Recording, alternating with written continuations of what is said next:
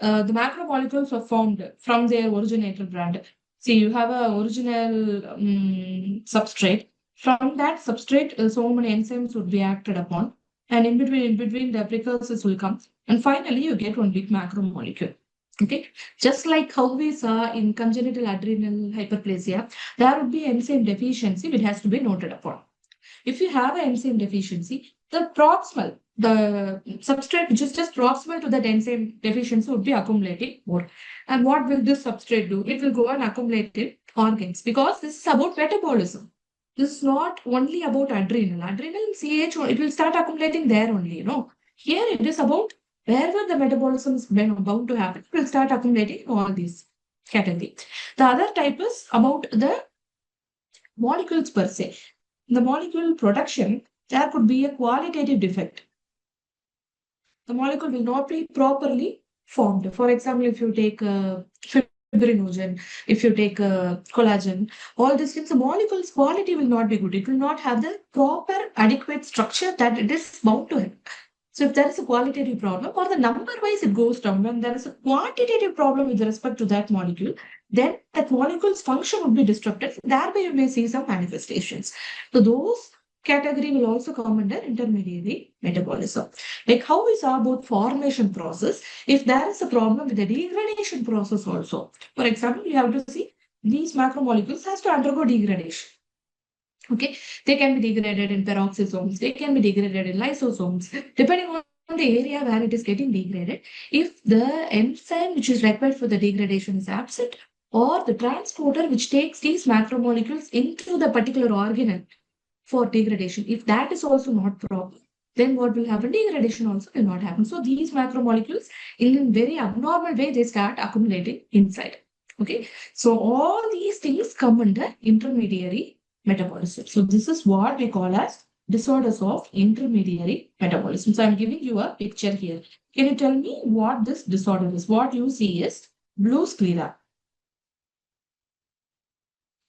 Can you see abnormal teeth, the yellowish gray tint to the teeth and somewhere bluish gray tint also you can see. And the dentition is very poor.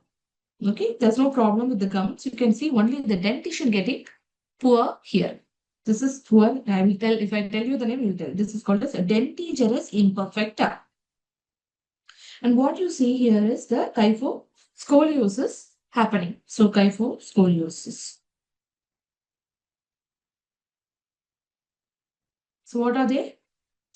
Multiple fractures and abnormal callus formation. Can you see the bending of the bones? Multiple fractures. Okay, so this is called as osteogenesis imperfecta. So this osteogenesis imperfecta is otherwise called as brittle bone disease.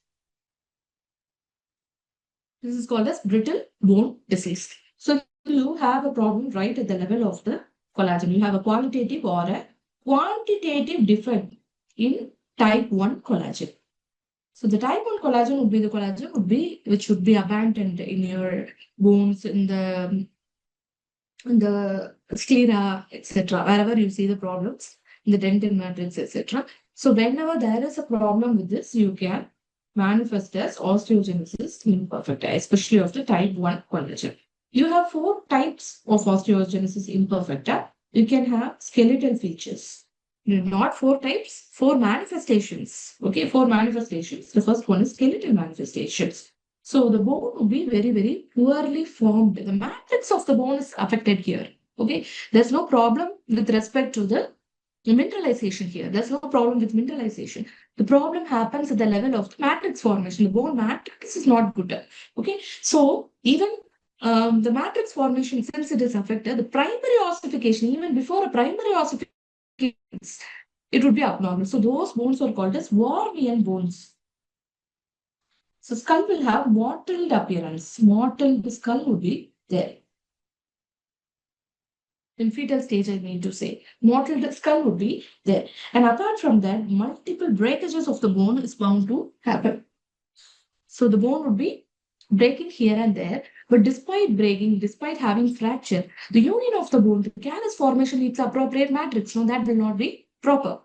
So this results in beaded appearance of the bones, or in ribs, you can see beaded ribs or broken ribs. And you can also see kyphoscoliosis. Because matrix is very weaker, it is bound to bend. So kyphoscoliosis is meant to happen in skull, multiple fractures, and those fractures are called as pathological fractures because you have an underlying pathology here, pathological fractures. Okay, so whenever you see younger children getting fractured with very low impact trauma, just by falling down, just by twisting their ankle and all, you can see multiple fractures happening. Again, callus will start forming, but it will be abnormal callus, and with the time, what it will happen is deformed bones will start developing. So the skeletal manifestations are mainly due to poor quality of the collagen. And next comes to ocular manifestations. Among the ocular manifestations, just because of the thinning of the conjunctiva, the scleral conjunctival area would be very thinning. And because of that, underlying choroid plexus would be visible. So that gives a bluish hue to the eye. So blue sclera is one such manifestation of osteogenesis imperfecta. And then dentition. The dentition, what you could see is actually yellow or brownish staining of the teeth. And sometimes the teeth may also fracture. They may also fracture. And sometimes the permanent teeth, because of the poor matrix, you could see bell-shaped teeth, permanent teeth happening. Okay. And finally, what are the other manifestations? Since it is concerned with bone, all those small openings through which the nerves come inside and go out of the skull may be undergoing stenosis. The nerve is subjected to compression. So hearing loss would be seen. It can be either conductive hearing loss, sensory neural hearing loss, or mixed hearing loss. Skin, they are also notorious to have this collagen. No? So not type 1, not that abundant, but skin again, it would be undergoing scar. Joint will have laxicity. And valves, aortic regurgitation, mitral valve regurgitation would be there. Because of the poor bone quality and the poor growth, they are bound to have short stature. Okay, so all these are the common manifestations which are noted in osteogenesis imperfecta. Okay, so you can be asked questions about the brittle disease. These manifestations could be given as clinical questions, and they can ask you to point out what disorder is this. Okay, so one another important thing is the base of the skull would be very weaker, and this will start invaginating inside. So basilar invagination is one characteristic feature seen in osteogenesis in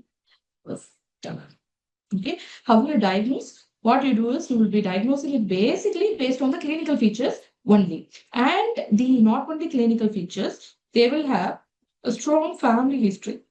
But even though the gene gets transferred to the family downstream, not everyone will have the same manifestations. Depending on the penetrance of the gene, the manifestations may vary. Okay, so clinical history or clinical signs and symptoms consistent with OA, with family history, and in X-ray, what you will see, the bone would be very thin. The matrix is very poor, so only then mineralization will happen. Matrix is even very poor, means how will mineralization happen? So the bone mineral density would be lesser, and remodeling defect would be there again and again.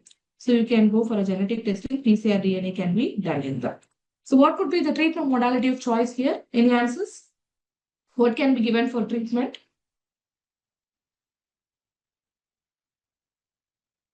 We have a problem in the bone matrix, and the bone is undergoing severe reduction in the bone mineral density. So frequent fractures are there. What can be given here? Calcium, vitamin D, okay, fine. But is it a problem with mineralization, or is it a problem with matrix?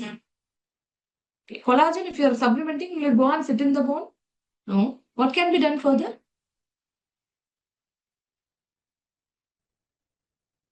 It is a mild defect. If it is a mild defect, they may benefit from anti-resorptives.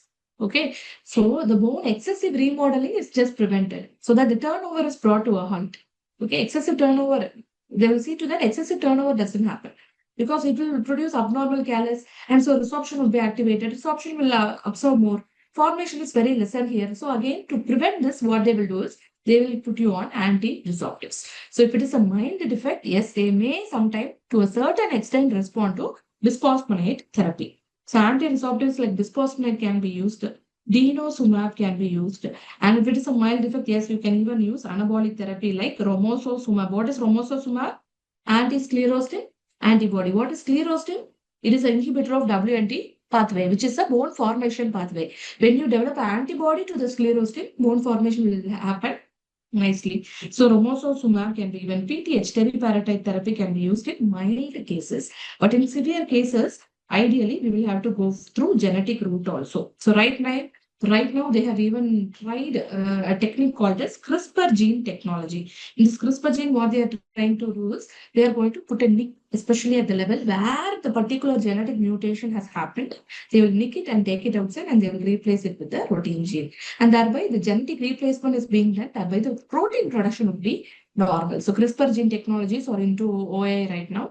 And before that, we were trying on infusing the stromal cells from a compatible HLA compatible donor earlier.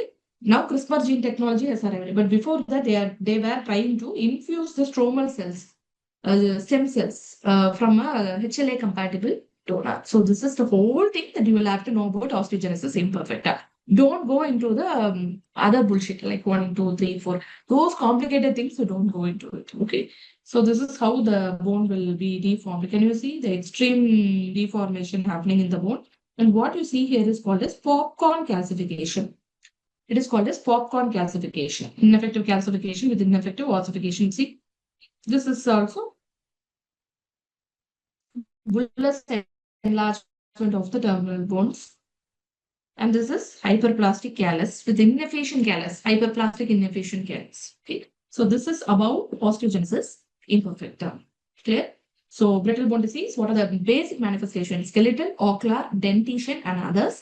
And how will you diagnose it and how will you treat it? This is what you have to know about osteogenesis imperfecta.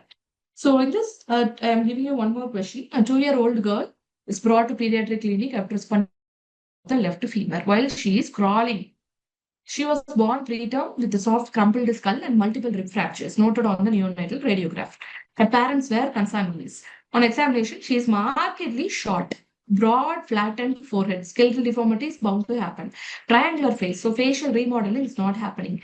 Severe scoliosis. The sclera is deep blue. Radiograph shows a worm-like cortical thickening and multiple healed rib fractures with callus formation. Alpos is markedly elevated, which while calcium phosphate PTH is not. And you see the mineralization part, it is totally normal. Hormonal part would also be normal. So whenever you see a small child with a totally normal hormone with multiple fractures, always think about collagen defect.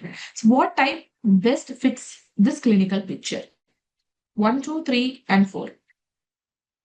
Yes, it is actually 3. Very good. The most likely genetic defect is a mutation in which gene?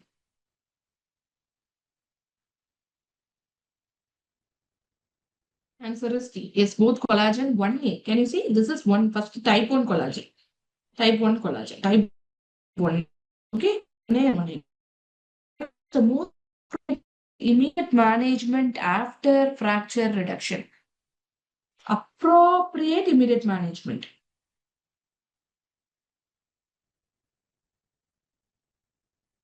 See, you have already fractured right now.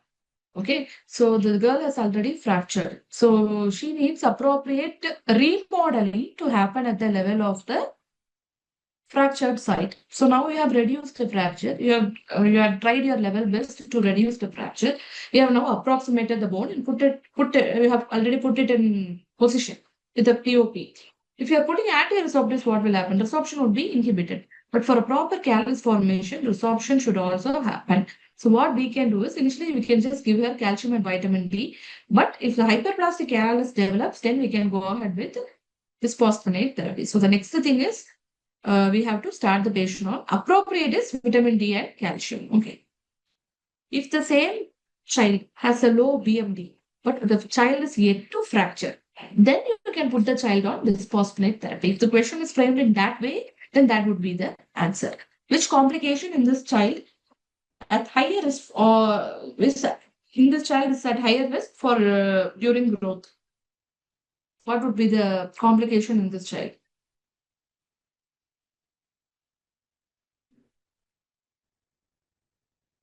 So the most common complication is recurrent pneumonias due to chest deformity.